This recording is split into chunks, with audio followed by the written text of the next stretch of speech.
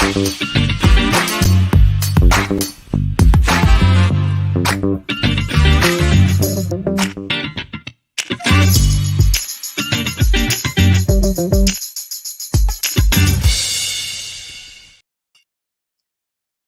to Live with Marketers, our talk show where we talk shop with some of the brightest minds in marketing.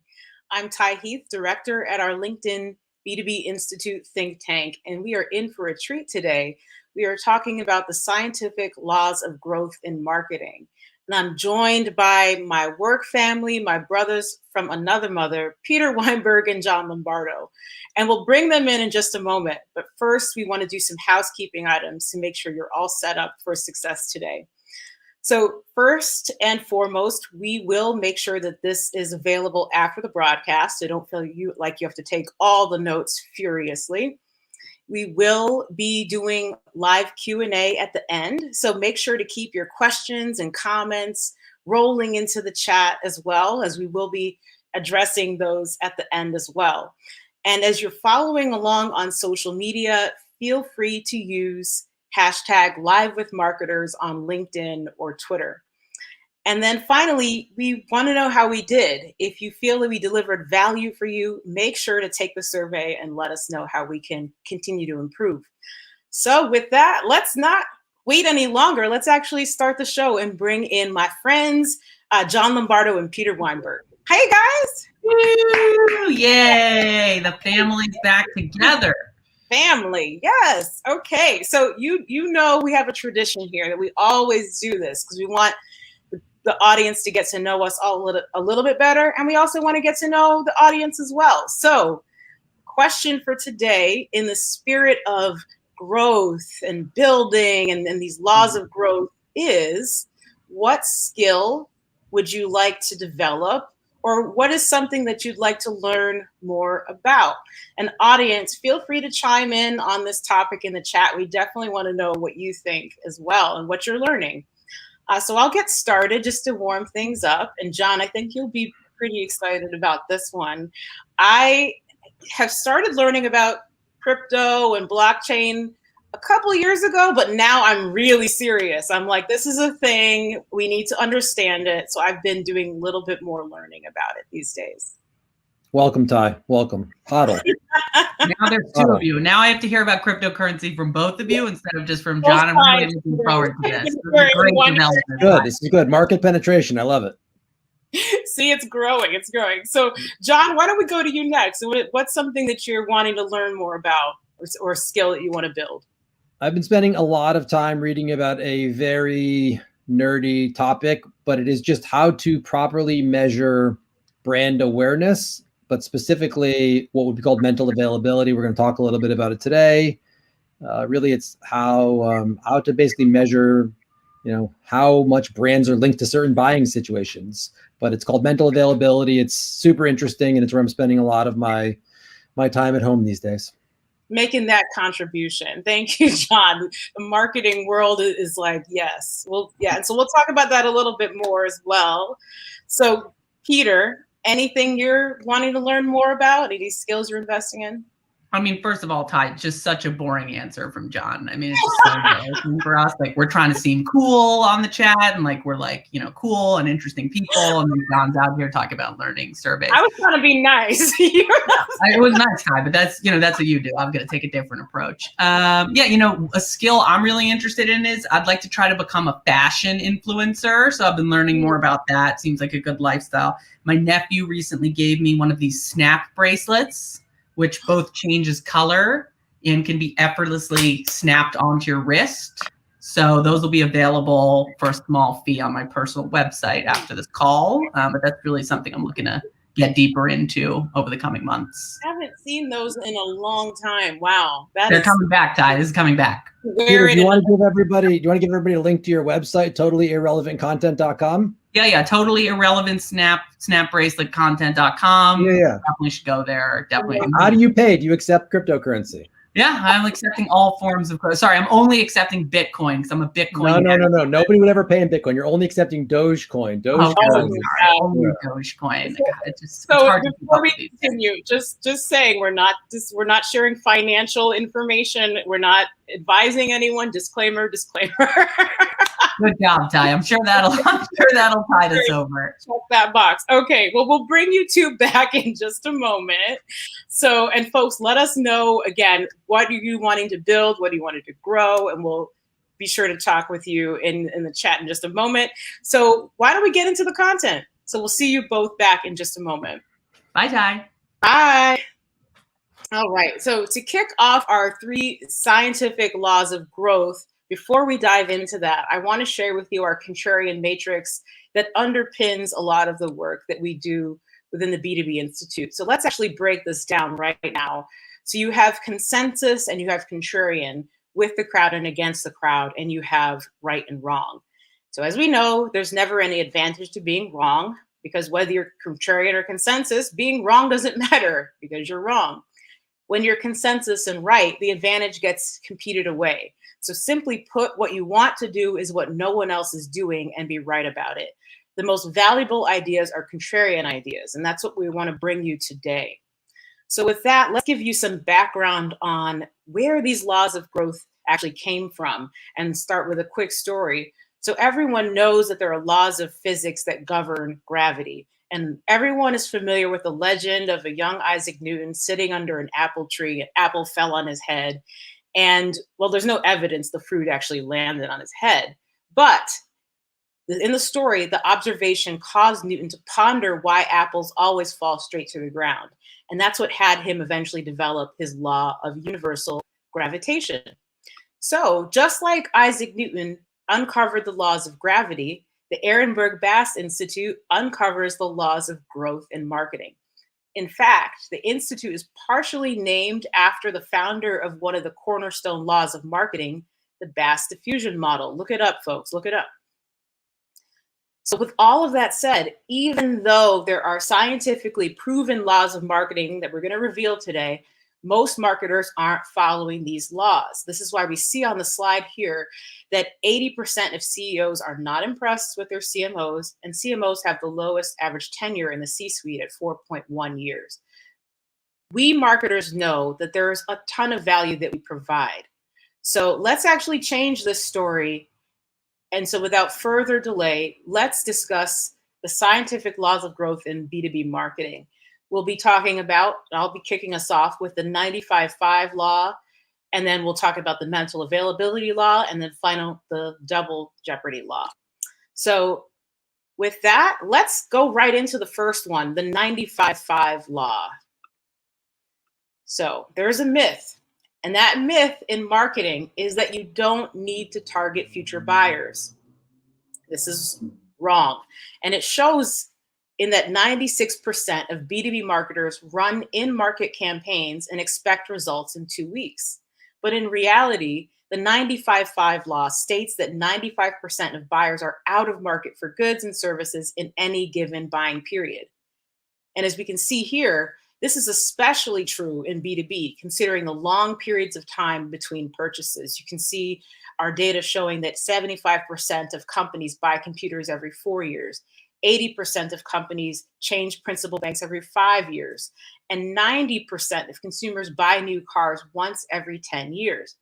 Therefore, you need broad targeting that reaches both current and future buyers. And so that brings us to the next concept here, the mental model we know as the funnel, the most recognized model in all of marketing. So as you see on this slide, the marketing funnel is actually the wrong mental model for understanding behavior when it comes to growth. So what should we be looking at instead? What we should do is follow the 95-5 law, which says that it's more effective to actually flip the funnel on its side and think about buyers over time so that you can better understand your in-market versus out-of-market buyers. And so we want to do this because the 95-5 law makes us more customer-centric. It accounts for the fact that buyers are not only in market when they have a need. Most B2B marketers or buyers rather, don't have a need for a new solution at any given point in time, but they will in the future. And the 95-5 law is also finance centric.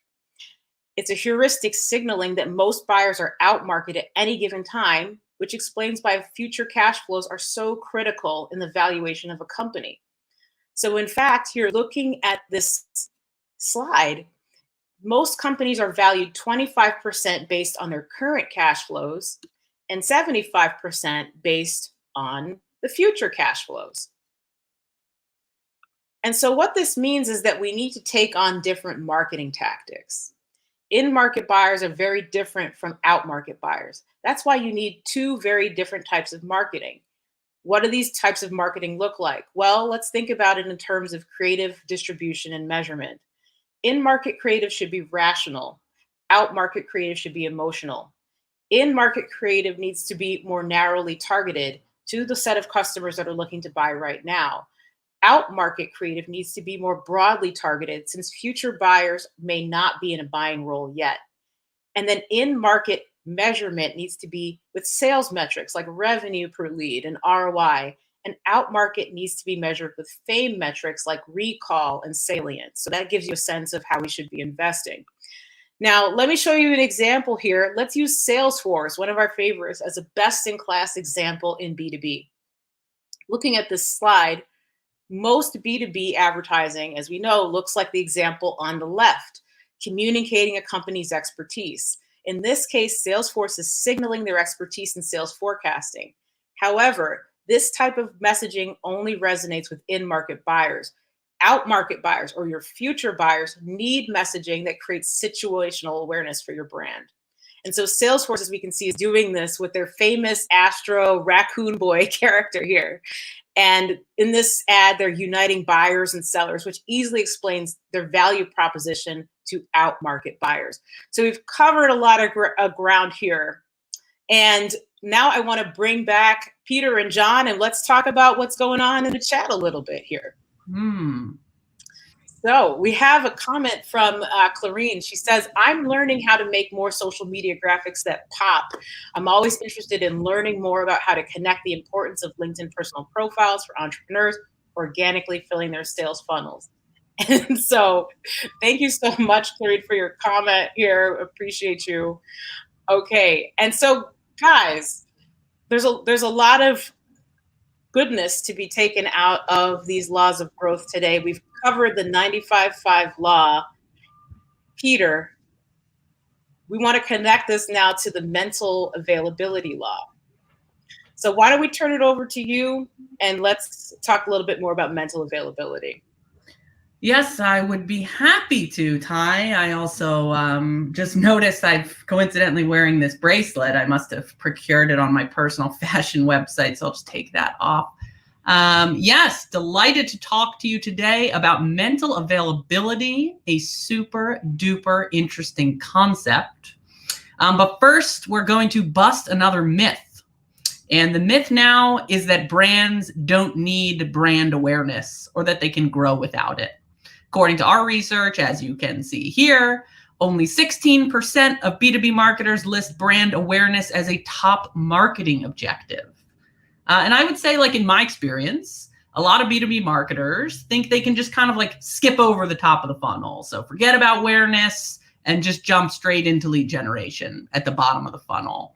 And these very same marketers become very, very upset when their lead gen ads don't really perform. The problem is that you can't skip a step. Nobody wants to buy from a brand they've never heard of. It's kind of that simple. If your lead gen campaigns aren't working 9 out of 10 times, in my experience, you don't have a lead generation problem. You have a brand awareness problem. And I would say whatever your objective is, whether it's clicks or event registrations or conversions, all of those goals are much harder to achieve without some baseline level of brand awareness. Okay, but what do we really mean by brand awareness? I would say there is a ton of confusion in our industry on how to actually measure brand awareness. So let me tell you what we've learned from working with the marketing geniuses over at the Ehrenberg Bass Institute. So according to the Ehrenberg Bass Institute, brand growth is basically a function of two things: mental availability, and physical availability. I'll talk about mental availability in a second, but let me quickly tell you about physical availability. Physical availability is how easy your brand is to buy. So like how extensive is your distribution? How quickly can a buyer connect with your sellers? How frictionless is the procurement process? Physical availability is extremely important, but to be honest, a lot of the levers that influence physical availability aren't always controlled by the marketing department. Often it's a sales thing or a product thing or an operations thing. Mental availability, meanwhile, I would say is where B2B marketers can have a really massive impact. Okay, so what is mental availability? It's a very good question, Peter. Thank you for asking it. Well, let's bring up the definition here from Professor Jenny Romaniak, one of the greatest marketing minds of our time, who has taught us a great deal over the years. And Professor Romaniak explains that mental availability is how easily your brand comes to mind in an actual buying situation. In most buying situations, whether it's B2B or B2C, the brand that comes to mind is the brand that gets bought, usually. Now, I know what you're thinking. I can read your mind. You're thinking, isn't that just brand awareness, right? Isn't that exactly what I'm measuring in my adorable little brand trackers? No, it's not. It may sound similar, but mental availability is actually very, very different from run-of-the-mill brand awareness. They're different things. And to explain the difference, let me just give you an example. So Ty showed you an example from Salesforce's brand campaign with the feral raccoon child. Astro is his name. But here is an interesting question. Why is Salesforce running that brand campaign? Well, I recently asked that exact question to Colin Fleming, who's the SVP of brand at Salesforce. And he told me a fascinating tale. This is a great story you can tell to your children when you tuck them in tonight. So I'm going to tell it to you now. So basically, a long time ago, in a misty, overpriced kingdom called San Francisco, the marketers at Salesforce did some brand research. And Salesforce discovered that it had a big brand awareness problem. But listen, in this quote, to how Colin describes the problem. The problem was that even though everyone had heard of Salesforce, nobody knew what Salesforce actually sold. So in other words, Salesforce really had a mental availability problem. And that's why Salesforce started running that brand campaign, which links the brand, Salesforce, with different CRM buying situations. So that's an availability objective, not an awareness objective. Now, the difference, again, between mental availability and brand awareness, I understand it might sound pretty subtle, but the implications, I would say, are actually pretty profound. Because if you want mental availability, you're going to end up changing your entire approach to measurement, objective setting, and to creative. So maybe let me start with measurement. The problem with most traditional brand measurement is that we're measuring awareness and not mental availability. So we ask if buyers have heard of our brand, but we don't ask them about all the different situations in which we want the brand to come to mind. Now, don't get me wrong, you do want to make sure buyers have heard of your brand. That's very valuable, but it's like a pretty shallow metric. It's one-dimensional, it's asituational, and it can actually lead you down a dangerous path. If you're a small brand, I'll just give you a pass for asking if buyers have heard of your company. That's actually still pretty useful information. But if you're a big brand, it's not a great question. And I'd say you need to go a lot deeper. Like, let's think about Microsoft, for example. Almost everyone on the planet has heard of Microsoft. And most buyers have also heard of specific Microsoft products like Teams or Excel. So if we ask buyers if they've heard of Microsoft Teams or if they're aware that Microsoft Teams is a video conferencing software, we'll probably have 100% awareness and we'll think our job is done and we'll, I don't know, retire to a tropical island or move on to another marketing objective.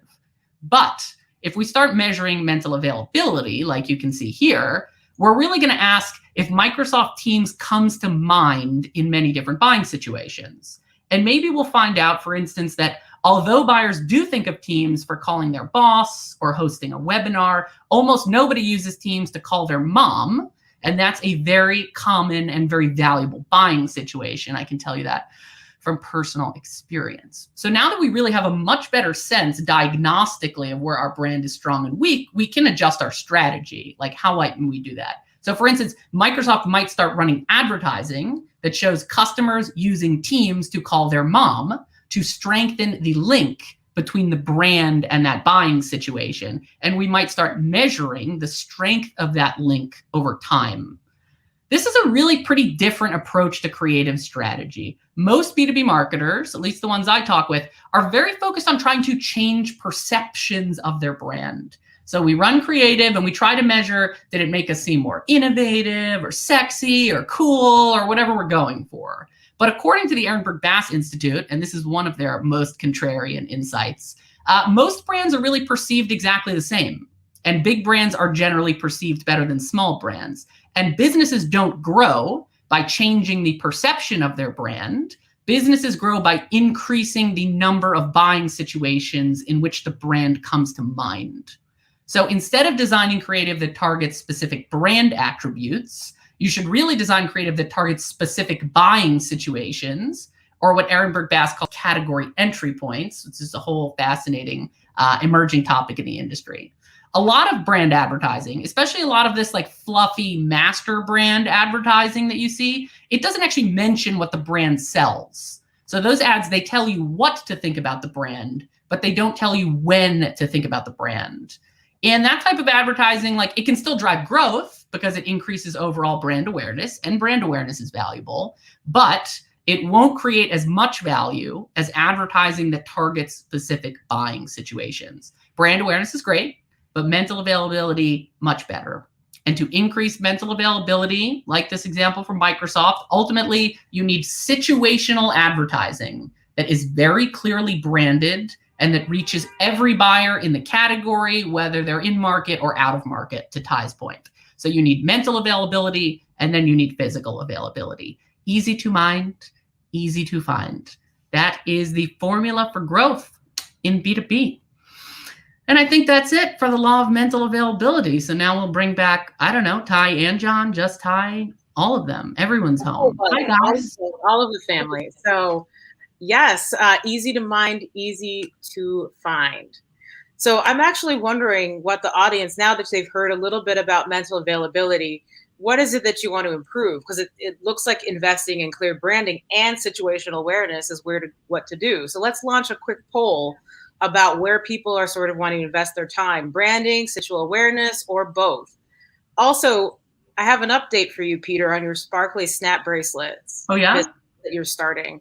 Christina is wondering if you ship to Canada. Oh, we have a customer? We have a customer? Already. We'll ship anywhere. She's ready for a 90s sparkly snap bracelet. Reach out to me after the show, Christina. Yeah. I will hook you up for a small fee. Small processing fee. It was very negligible. Yes. So let us know what you think in the polls. We'll get to that in just a moment. And also keep your questions and comments going. I'm seeing a lot of greatness coming through, and we're looking forward to getting to that. So with that, let's actually go to John to bring us home with our last law of growth. Thank you, Ty. I get to talk to you all about a wonderfully named Double Jeopardy Law. I think it's always good just to take stock of where we are. You know, Ty did a great job explaining to you the need not just to reach current buyers. So many marketers just focus on current buyers, but actually the much bigger opportunities in reaching future buyers. So you've got to reach many future buyers, and you've got to do it with the Salesforce Astro type creative or the Geico type creative. Because that is what builds mental availability between the category and the brand, but also, as Peter said, between the brand and buying situations. Easy to mind and easy to find in more buying situations. That's really what you are trying to do. And when you do that, you get a whole host of positive benefits, and we're going to look at some of those benefits now by talking about the Double Jeopardy Law. So let's go to the myth busting slide, and we're going to bust another myth for you. Most marketers, this comes from a poll of about 4,000 marketers globally, and LinkedIn ran this poll, and we asked people, what do you think is more important, customer acquisition or customer loyalty? And you can see 65% of marketers feel that customer loyalty or growing through current customers is the right strategy to grow. However, if you consult the marketing science, the marketing law, it is very clear that is not the right strategy. The primary strategy to grow is actually by acquiring new customers, not growing through old customers. So as you can see, there's a fundamental misalignment here between marketer opinion and marketing law.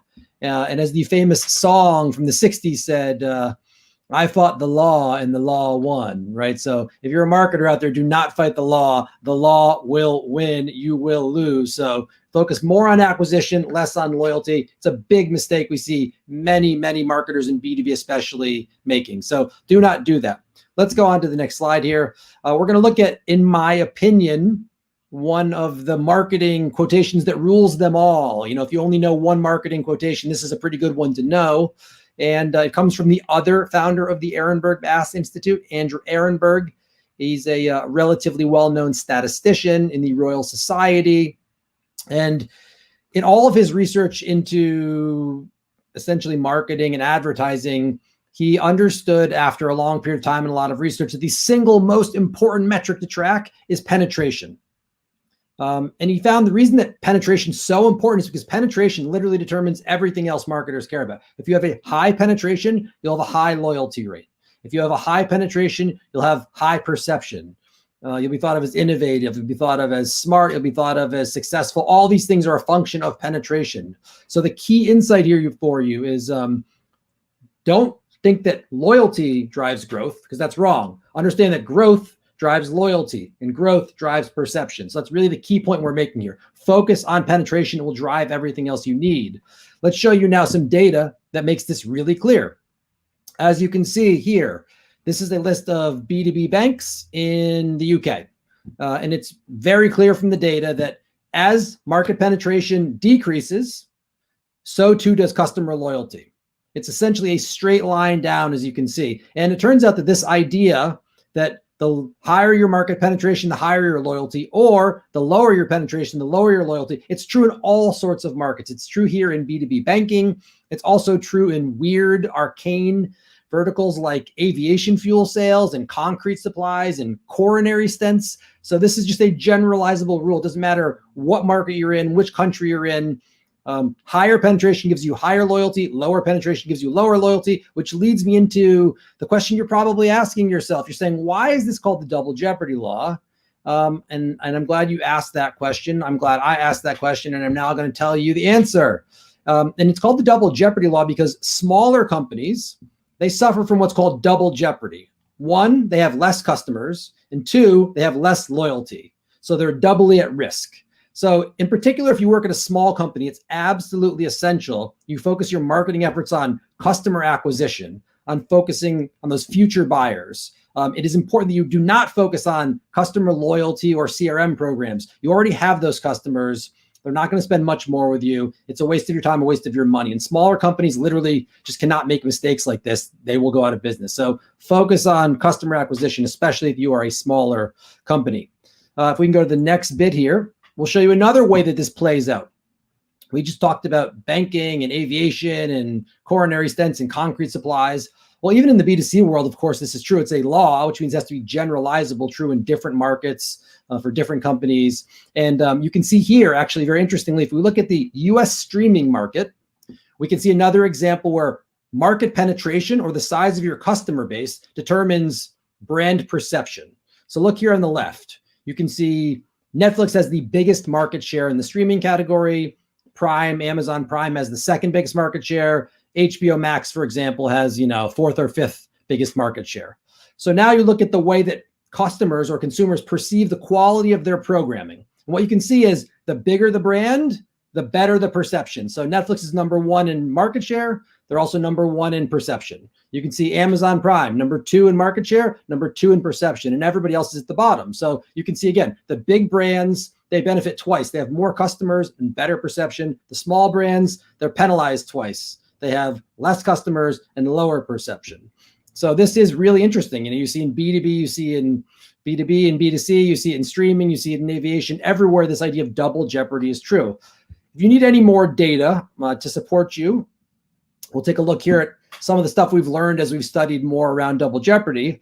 Yep, took the slide here. Great. You can see, part of the reason that loyalty doesn't drive growth is customers they basically spend with you what they can. So if they spent $100 last year, that's likely what they needed to buy, and it's unlikely they're going to necessarily double or triple their spend with you. Whereas a new customer, they're essentially going from no money to the first dollar, the first $100. So you're just, as a percentage, always going to get much greater growth from a new customer than you ever will from an old customer. Also, a lot of the research into churn makes clear that churn is actually a natural process that's out of your control. So it generally means somebody lost their budget or the product was bad, right? Those are things, though, that marketers cannot control. Marketers can control customer acquisition, so they should focus on that. You should leave loyalty and retention to product, fix the product, or fix the sales process. That's going to be a better way to think about managing churn and managing retention. So we're just arguing for division of labor. Adam Smith talked about this in 1776, Wealth of Nations. We're like 250 years into this idea. Here's how it plays out. Marketing does acquisition. Product and sales does retention. That's a good division of labor. Everyone will be happy and successful and rich, and then retire to a beach or a mountain somewhere. It depends on what you want. So let's now close out by looking at the laws we talked about and just giving you kind of the chief takeaways here. So, Ty did a great job talking about the fact that most of your customers are not in market today. They're out market. Something like 90 to 95% of them are. So you need to recognize when you do your segmentation, you got to think about there's very few in-market customers, many out-market customers. Now that you know that, actually the job becomes clear. It's about building mental availability about those out-market customers. We looked at the Salesforce example, the Microsoft example. That's how you build mental availability that links your brand to key buying situations. And then if you do those things really well, you'll grow more quickly than your competitors. You'll have high market penetration, and you'll have all of the favorable perception metrics that you care about. Marketers obsess over perception. They should obsess over penetration. That's the right way to do it. Double Jeopardy explains that. So that is the bit here. We're going to close out and now bring everybody back on screen. Thank you. Woo, laws. Law and order. I like that. Was it you fought the law and the law won? That was really good, John. Was that spontaneous, or had you planned that? Very good. It's not spontaneous. It's more. It's not aided or spontaneous. It's unspontaneous. Top of mind. Okay. We're talking about brand awareness. Well, it's mentally available at this point for me. So exactly. Anyway, guys. Okay. We're so uncool. We're the least cool team. I know. We try though, but I have to comment on the Double Jeopardy law, because I'm guessing there's quite a few people that have been told over the years that they need to invest in retention and loyalty at just about every marketing conference that we've been through over the past 5 years. So I'm actually really curious if we could launch a poll and get people's sense of how this is feeling, because I'm guessing that's a message we've heard quite a bit. So it might be sort of a one of those things where it's like, oh my gosh, that's different. Yeah, it's one of the most persistent myths in the industry, Ty. I mean, every day practically I see somebody say more expensive to acquire a customer than to retain a customer. Turns out all that stuff is based on like junk research from 30 years ago that's been pretty effectively debunked by the Ehrenberg Bass Institute. Mm-hmm. Indeed. So we'll get those answers to the poll in just a moment. But just talking about mental availability and the poll results from that one, the audience is saying that we're going to invest in both situational awareness and branding, followed by investing in situational awareness and then branding. So 1, 2, 3, both situational and then branding. So interesting to see. A lot of people see now the value of investing in both.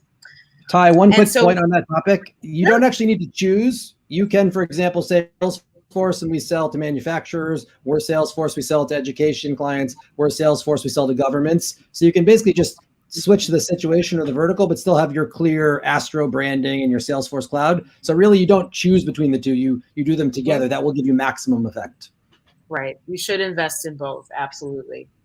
And so that brings us to, we have quite a few questions from the audience to get to now. So let's actually go back and we have a question from Amber. She's asking, how do you measure brand awareness? Yeah, I mean, I think John and I have been reading a lot about this, learning a lot about this. And, I think from talking to the Ehrenberg Bass Institute, first, you really need to figure out what those buying situations or category entry points are. So you need to actually survey or talk to your customers or your sales force to figure out what are some common reasons or situations in which people buy my category. And how common are they? Because you want to find one that has scale and ideally doesn't have too much competitive pressure. So once you've got the buying situation, then you need to ask buyers, non-customers, how often they think of your brand in that buying situation. And you want to figure out where you're weak and strong. And then you want to find, those valuable buying situations. You want to attach your brand to it with very, very clear branding. And you want to do that at scale, reaching in market and out of market buyers. So I think it's about not using the brand name or the category as the prompt for the question, but using the buying situation as the prompt for the question. A way, Ty, that I've been talking about this, which I think makes sense, at least to me and maybe to other people, is take McDonald's. Brand awareness questions are generally, have you heard of McDonald's? But that's not very useful to McDonald's. What you'd rather do is focus on the situation. So when you think of, let's say, getting coffee, who do you think of? A lot of people think of McDonald's getting coffee at the drive-thru on the way to work. When you think of getting food for your kids, who do you think of? Okay, Happy Meal, McDonald's. When you think of having a chicken burger or a hamburger, a lot of people think of chicken and, beef, they think of McDonald's. And so if you think that, if you're a brand that comes to mind for breakfast coffee and lunch a salad and dinner a hamburger or a chicken burger, and it comes to mind if you are a single person or you have a family, if you come to mind in all of those buying situations, then you will make more sales. And big brands come to mind in more buying situations. That's why they make more sales. All of the food talk is making me hungry as well. Yeah. Yeah, thinking where we're going for lunch. I know, exactly. So before we get to lunch, let's answer some more questions here. So the thing that we want to talk about next is a question from Guillaume, and I hope I'm pronouncing your name correctly. So if I'm not, I apologize for that. But you have a question about lead scoring, and for those folks that are just learning about this is where marketers look at the behaviors of potential customers and then essentially rank and prioritize those customers in terms of their willingness to buy. And so the question here is lead scoring the way to separate in-market versus out-market buyers? How does this connect to mental availability? Who wants to go here? Why don't you go, John? And then if you get it wrong, I'll just rudely interrupt and correct you. Oh, that's good. I like it. Pressure, the pressure cooker. I would say, Guillaume, lead scoring would be a way I would think about handling your in-market customers, but it is not a way to think about out-market customers and how to reach them and prime them to buy from you. So let's just take a simple category that I know because I looked at the data recently. There's something like 7 million IT consultants in the US. So some percentage of those people are going to click on an ad or visit your website. And because you have some signal of intent, you can say, okay, 10% of those people, so 700,000, they're in market. And I can use lead scoring to manage those leads and to manage the intent.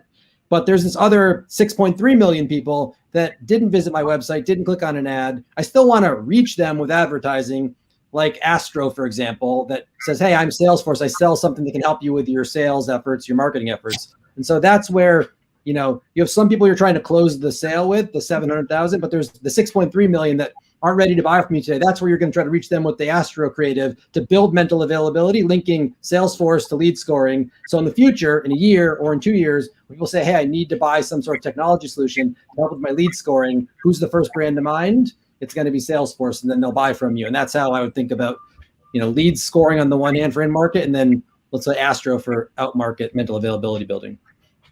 Yeah, I would just add, it's really very hard to know who's in market. There are certainly some intent signals, like are they coming to your website? But a lot of in-market intent signals are just not really trackable. It's like most of the universe is dark matter. Most buying behavior is kind of dark matter that's impossible to track. So I think to a certain extent, the answer is like, just be always on with brand marketing. And then as people come in market, they'll choose your brand. If they're not in market, you're priming them for future growth. It's not necessarily the most efficient way to do it. If you could just identify exactly who's in market and talk to them at exactly the right time, maybe that would be a better approach. I just don't think it's actually doable in practice. It's only doable in theory. So I just think, when people say like be always on, a lot of times we're not sure why. Are they just saying we should always spend money? It's just that you never really know who's in market. And unless you have a highly seasonal business, it could be any time throughout the year. So you just want to be always mentally available and physically available. Right. You never know. You never know.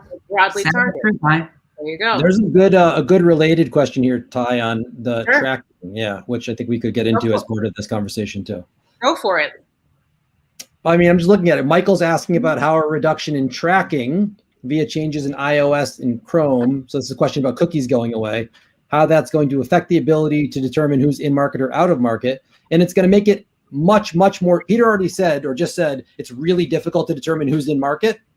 It's going to become even more difficult to determine who's in market. So the way to manage this complexity or this change is, as Peter said, it's to reach everybody in the category. So as I said earlier, there's 7 million IT consultants, reach all 7 million of those folks with essentially the Salesforce type creative, the Geico Gecko type creative. So you're just building mental availability that we're Salesforce, we sell in this category for lead scoring or for CRM. And then ultimately, those people, they will go to your website. They will reach out to your salespeople. They will come to an event, right? If you build the brand memory or the mental availability, they'll then essentially, you do the marketing, they sell themselves. They go and they acquire themselves as customers for you. So that's how I would think about, managing this change in cookies. Yeah, I think there's a really important point, Ty, which we should highlight, from your principle, which is that marketers don't put buyers in market. Buyers put themselves in market. So there's kind of a cap, a natural ceiling on how many buyers are in market during a given time period. And it's not like, if you just spend more money on lead generation, you're kind of like creating demand. Professor Romaniak has something she always says to us. It's very much stuck with me, which is advertising is catching people as they fall, right? So you're not pushing them. They're naturally falling through the funnel and you're just there for them at those various stages. So I think marketers need to understand it's not their advertising or their marketing that's putting people in or out of market. It's just about being present, whether they are in market or out of market. Yes, absolutely. And I think that goes to a question that Victor just asked: what common areas are made in differentiating in market versus out market? And I think to the point that we're making for a lot of marketers is that we think we have all the data that we need to predict who's in market and who's out market. And so I think the most common thing is assuming that we have all the answers about who is where in their buying journey. And so I think that's key. And it goes back to what my colleagues just talked about. Okay, so going back to a poll, before we go back to the questions, we asked the question of, all of this conversation we've been hearing over the past couple of years about investing in loyalty and retention and the Double Jeopardy Law. What we're finding is that people are saying, about 50% are saying more than they'd like to admit, they've been hearing this message of investing in retention. 40% say it's nonstop. And then we've got 10% saying just a few times. So it seems like a lot of us have been hearing this message. And now hopefully you're getting some insight here that helps you change your investment a little bit. Yeah, I mean, it's one of the most contrarian ideas in the industry. We've beaten over the head with the retention thing. To be clear, and I think I speak for all of us, Ty, John, and Peter, referring to myself in the third person, we don't have particular skin in the game. I don't have anything against retention. If that's how you grew, I'd say great, grow that way. It's just the data is completely overwhelming that you don't grow through loyalty, you go through acquisition. And that frankly, if you want more loyalty, you'll get it by focusing on acquisition. So, I say this out of love, because I want my customers to choose objectives that I think they can actually influence and that will have an impact on their business. So if you're setting some loyalty objective that you're never going to reach because your loyalty is capped as a function of penetration, that's not going to put you in a good position in your career. And you're certainly not going to contribute to the growth of your company, since it's acquisition that drives growth. So, don't shoot the messenger. But, I think it's sound advice, certainly a lot of data on it. There's a related point here. Go ahead, John. I was just saying everything is coming from a place of love. But go ahead, John. Speaking of love, I think what's really interesting about the loyalty narrative is that it's a really good story. It's saying, brands, they like our content, they like our content, brand love, brand loyalty. It's all these very warm, fuzzy ideas. And so the story is wonderful and it makes a lot of sense, but it just isn't actually in any way backed by the data. Marketers talk endlessly about data and wanting more data and more data and more data. And then ironically, they're not really data driven and they don't go look at the numbers. And the story's amazing. The data just isn't amazing. So it's a classic example where we should focus less on the story because it isn't borne out in the data. And if we then actually think about the data and what it tells us, then we should be telling that story instead. But it's a place where I think marketers are falling prey, frankly, to the way that some of these platforms, LinkedIn included, are designed around liking and loving and loyalty. And we need to be a little bit more unemotional actually about that bit, because the stories they're telling is very emotional, but the data is unemotionally objective and says no. Well, I think it's also a consistent theme with all of this stuff that like marketers are not the customer, and they need to be customer centric and not marketing centric. So like Ty made the point that top of funnel, bottom of funnel, that's like marketing speak. That's not customer speak. The customer is in market, out of market. So if you want to be customer centric, that's how you think about it. You know, when we talked about mental availability, like if you're focused on how your brand is perceived, you're thinking about your own brand. If you're thinking of buying situations, you're thinking about how does the customer think about my brand? That's customer centric, you know, positioning essentially. And then to your point, John, like loyalty, you know, we want to think about how many people really love our brands, forgetting that almost nobody loves our brands. And that even when people are loyal, it's just like a habit. They just like happen to buy that brand. It's not because they have like enormous passion for these fantastic snap bracelets. There you go. Available for a small fee on my website. It's just because that's a habit they form. So even the word loyalty is like a little misleading. Great. So I see you trying to insert their little plug there, Peter. Was it subtle enough, Ty? You think I should hit it a little harder? Okay. It's good feedback.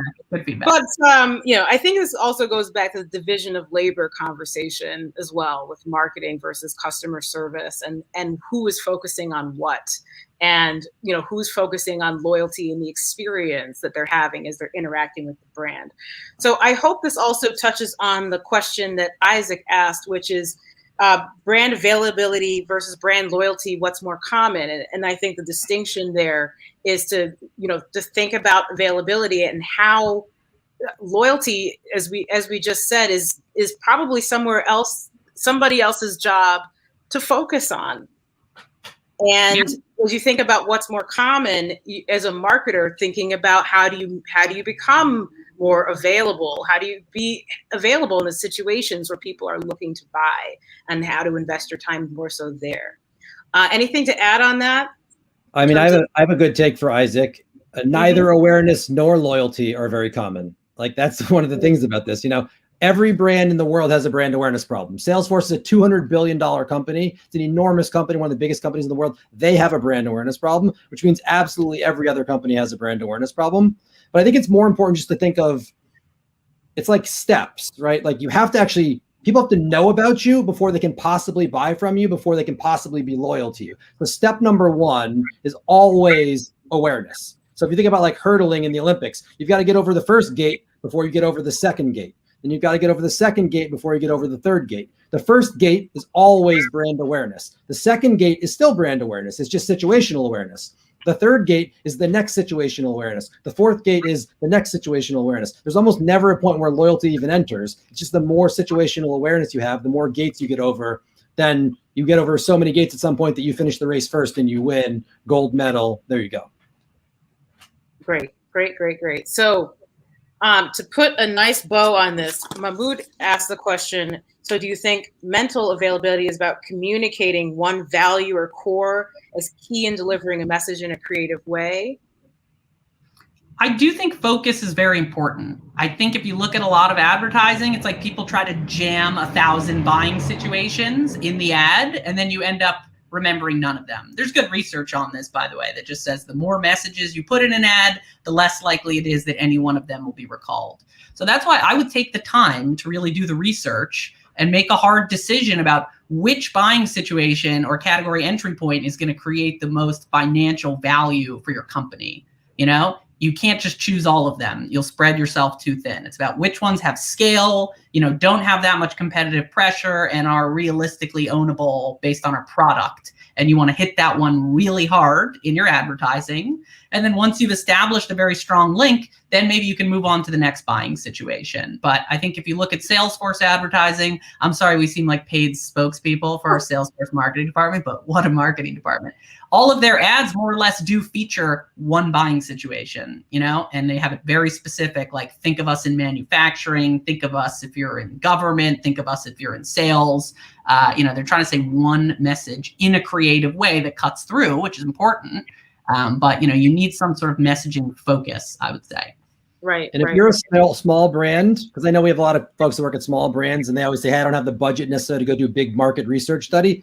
You can actually work with your sales team and talk to like 5 or 10 customers and just say, hey, why did you buy? What was your process like? And you can probably identify the 2 or 3 key reasons people buy, the jobs you do for them. You make them more productive, more successful. You save them time, you save them money. You can just come up with the 3 ideas, and then your ad campaign is just to talk about those 3 things, right? Where you're just explaining to people, we sell this thing and it helps you to do this thing. So if you're on a small budget, that's a way to do market research. It doesn't cost much money. So hopefully that answers your question, Vishrika. I know you're looking for tactical tips on if you're a small company with a small marketing budget, how might you compete relative to a big company where you are out trying to outperform your competition and grow your penetration and market share versus trying to steal market share with some of the tactics that John just suggested here. So continuing on, I think we have time for maybe 2 more questions or so. Let's see if we can take some more questions. So Amber is wondering, what are some of our favorite places to learn more about marketing laws and strategies? So and this goes right to the theme of the event. How are we growing and learning? Any tips, guys? Yeah, I mean, listen, legend has it. I don't know if this is true, although I think it's true. Legend has it at day 1 on Procter and Gamble. If you're a new marketer, you get handed a book called How Brands Grow by Professor Byron Sharp. And to do your job at that marketing department, which is one of the greatest marketing departments in the world, you need to read the book. And I'd say at really serious marketing departments at the biggest CPG firms in the world, like Procter and Gamble and Unilever and Mars and Diageo, all the marketers are very well schooled in the ideas of the Ehrenberg Bass Institute as outlined in that book, How Brands Grow. So I would say, if you want to be a serious marketer, read that book. If you're a B2B marketer, well, the research we've now released explains that all the principles in that book also apply to B2B. So that would be a great place to start. I'm sure both of you have other recommendations you would add. Ty, please, you go first. I mean, I got to do the shameless plug for you. Connect with us. Yeah, there we go, Ty. Be shameless. You can check out our content on b2binstitute.org or follow us also on LinkedIn. We do seminars from time to time. And our goal is to investigate how you can create more value and translate that into steps. So I know it's super shameless. I mean, the other thing I've been looking at lately is behavioral science and how that translates into marketing, how human behavior drives decision making. I just read Adam Grant's book, Think Again. So I definitely recommend that. And I've been diving more into the behavioral science side of things. John, anything from you? I'll frame it as in market and out market. If you're in market and you need to figure this stuff out right away, as Peter mentioned, you have to read How Brands Grow by Byron Sharp and Jenny Romaniuk. And then Jenny's also written a book called Building Distinctive Brand Assets. Those are the 2 books you need to read. I mean, they're essentially foundational text for marketing. If you're in market, if you're a bit further out market and you're just kind of thinking about the future and what you might want to do, and it wants to be a bit more creative and a bit more about story, then I would read these 2 books by Paul Feldwick, who is a very interesting writer and thinker. One book is called The Anatomy of a Humbug, and the second book is called Why Does the Peddler Sing? And they talk a lot about creativity and how creativity has been devalued in marketing and advertising and what we may do to elevate the status of creativity again in marketing. I also got to say one final recommendation. I think one of the marketing books we've learned the most from is called How Not to Plan by Les Binet and Sarah Carter. And it outlines a lot of ideas from the Ehrenberg Bass Institute, from Binet and Field's research.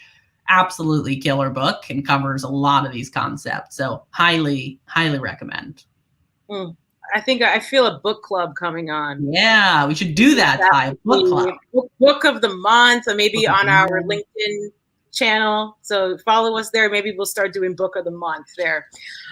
Okay, so I'm going to try to get to 2 more questions. And if we don't get to your question, we'll record it. And we always try to respond. A question, what is the best way to make your company known on LinkedIn? So maybe each of us can give a quick tip for how to make your company known on LinkedIn. I think one of the most underinvested places in expanding your company presence on LinkedIn is leveraging the employees and your team and having the voices of the folks within the business activated to increase the reach.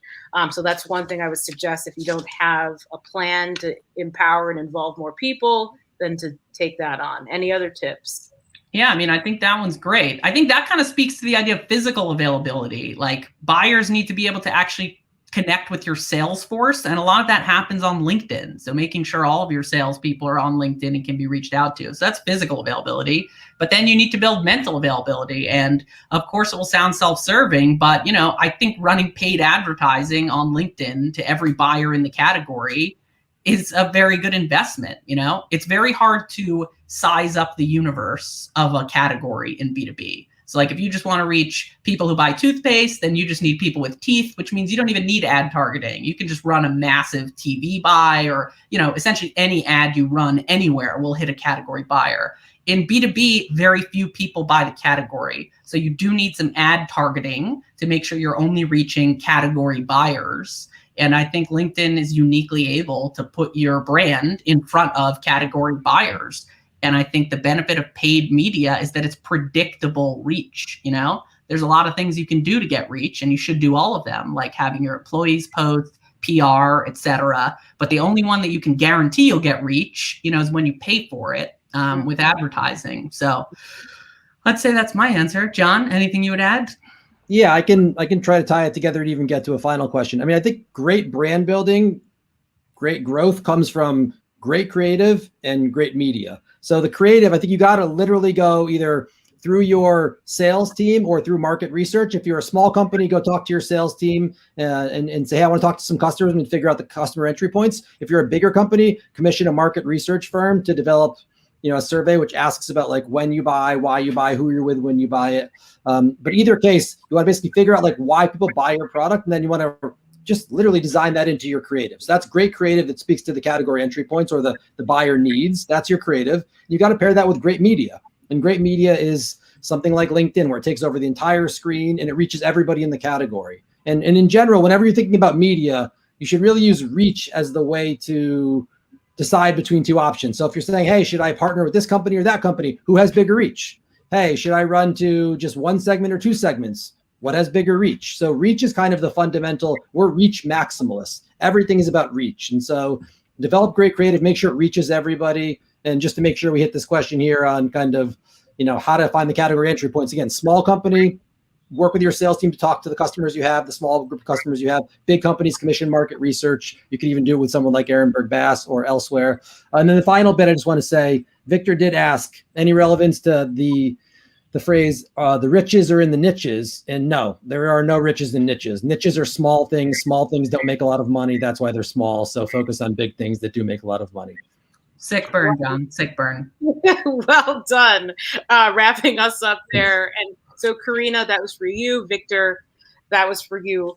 I'm sorry, we are just about out of time here. I wish we could be here and chat all day long. This has been amazing for me. We do want to make sure that we continue to get value for you all. So we do have a survey available for you to take. You can use a link or QR code to let us know how we did and how we can improve. You can also let us know and follow us at the B2B Institute on the LinkedIn site. So with that, I want to say, first of all, thank you so much to my colleagues at the B2B Institute, John Lombardo, Peter Ty. Thank you, Ty. Thank you both, and see you back at the B2B Institute Ranch. Yep. And then thank you so much to our audience. Thanks for all of the engaging questions and comments. Let's continue the dialogue on the B2B Institute LinkedIn page. And so with that, and also feel free to connect with us. I think I'm speaking for my colleagues as well, that we're open to that as well. So with that, we'll wrap it up for today. Thank you so much for joining us for Live with Marketers, and we'll see you next time at our next episode.